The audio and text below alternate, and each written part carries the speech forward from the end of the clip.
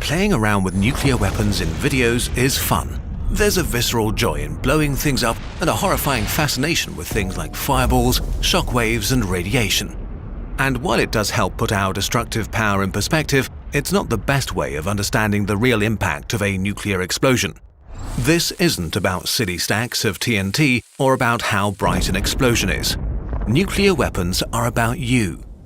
So we've partnered with the Red Cross and Red Crescent movement to explore what would really happen if a nuclear weapon were detonated in a major city today. Not nuclear war, just one explosion.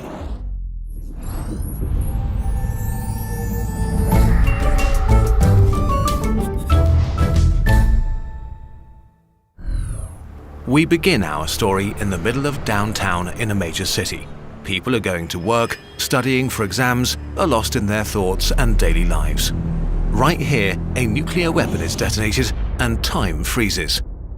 The first phase of the explosion happens within less than a second. In a millisecond, a ball of plasma hotter than the sun appears and grows in a fireball to more than 2 kilometers across. Within this ball, everyone is just gone. Think of water dripped onto a very hot pan. A sizzle, and then there's nothing. Most buildings, cars, trees, tacky sculptures, and people, all evaporated. First, the flash, an intense tsunami of light, washes over the city in an instant. If you happen to have your head pointed in the direction of the explosion, it renders you blind for a few hours.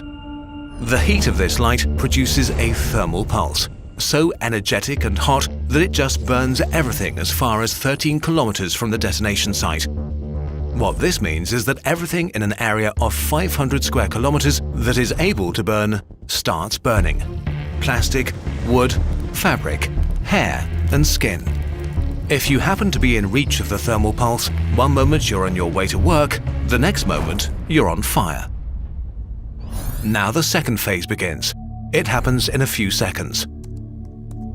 Most people will now first notice that something is wrong, but it's already too late for hundreds of thousands. The flash is followed by the shockwave. The heat and radiation of the fireball create a bubble of superheated and supercompressed air around it that's now expanding explosively. Faster than the speed of sound, creating winds stronger than hurricanes and tornadoes. Human infrastructure is no match for its power. Most major buildings within a kilometer of the fireball are just ground up down to their base. Only steel-reinforced concrete is able to partially resist the pressure. In the surrounding parks where retirees feed the ducks, trees blackened and smoldering from the heat a second before snap like toothpicks. If you're outside, you get tossed away like a grain of dust in a tornado. The shockwave weakens as it travels outwards, but still, about 175 square kilometers of houses collapse like they're made of cards, trapping tens of thousands of people who didn't have any time to react. Gas stations explode and fires spread throughout the rubble. A mushroom cloud made from the remains of the fireball, dust and ash rises kilometers into the sky in the next few minutes and casts a dark shadow over the ruined city. This violently pulls in fresh air surrounding the city, destroying more buildings and providing an abundance of oxygen. It depends on the city what happens next. If there's enough fuel, fires may turn into a firestorm that burns the rubble, everybody trapped in it, and people trying to flee the devastation. Up to 21 kilometers from the explosion, people just like you rush to their windows to take pictures of the mushroom cloud, unaware that the shockwave is still coming at them, about to shatter their windows and create a blizzard of sharp glass. The third phase begins in the coming hours and days. We're used to the idea that help will come, no matter the disaster. This time is different. A nuclear explosion is like every natural disaster at once. There are hundreds of thousands or millions of people with serious injuries, lacerations, broken bones, serious burns. In the next few minutes and hours, thousands more will die because of these injuries. Countless people are trapped in collapsed buildings like in earthquakes, or blinded by the flash, deaf from the blast wave, and unable to flee through streets impassable with rubble and debris. They're terrified, confused, and don't know what's happened to them or why. Most likely, many hospitals have been leveled along with all the other buildings, and most medical professionals are either dead or injured along with everyone else. The survivors lucky enough to have been in metro tunnels or standing in the right place to be unburned and unhurt won't have truly escaped harm yet. Depending on the type of weapon, where it explodes, and even the weather, an awful black rain can begin, with radioactive ash and dust descending on the city, covering everything and everyone. The invisible, malicious, silent horror of radiation takes its turn. Every breath carries poison to the lungs of the survivors. Over the coming days, the people who receive the highest doses of radiation exposure will die. There will be no help, not for hours or maybe even days. Civilization doesn't operate when there is a total breakdown of infrastructure. Roads are blocked, train tracks warped, runways cluttered with rubble. No water, no electricity, no communication, no stores to replenish supplies from. Help from surrounding cities will have a hard time entering the disaster zone, and even if they can, the radioactive contamination will make it risky to get too close. After a nuclear attack, you're on your own. So, bit by bit, people emerge from the rubble, on foot, contaminated with radioactive fallout, carrying what little they may have left.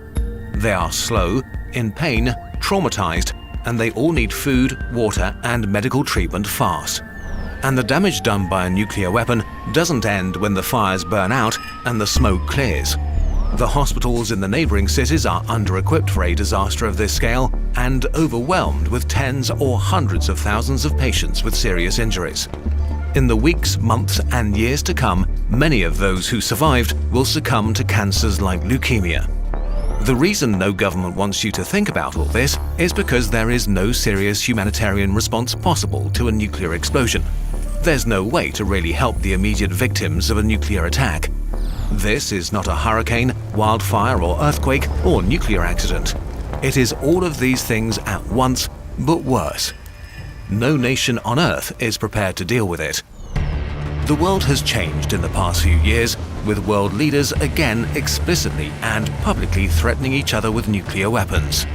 Many experts think the danger of a nuclear strike is higher than it has been in decades. Governments tell their citizens that it's good that we have nuclear weapons, but it's bad when anyone else gets them. That it's somehow necessary to threaten others with mass destruction to keep us safe. But does this make you feel safe? It only takes a small group of people with power to go crazy or rogue, a small misstep or a simple misunderstanding to unleash a catastrophe of unimaginable proportions. Exploding stuff in videos is fun. Exploding things in real life, not so much. There is a solution though: eliminating all nuclear weapons and vowing never to build them again. In 2017, almost 2/3 of all the world's countries, supported by hundreds of civil society organizations and the International Red Cross and Red Crescent movement, agreed to prohibit and eliminate nuclear weapons. It's not about who has nuclear weapons and who doesn't. The weapons themselves are the problem. They are deeply immoral and an existential threat to all of us. No matter what country you come from, no matter what political side you find yourself on, we need to demand that they disappear forever. This will not happen without pressure. If you want to be part of this pressure, there are things you personally can do too. Visit notonukes.org to learn more about nuclear weapons and what you can do about them.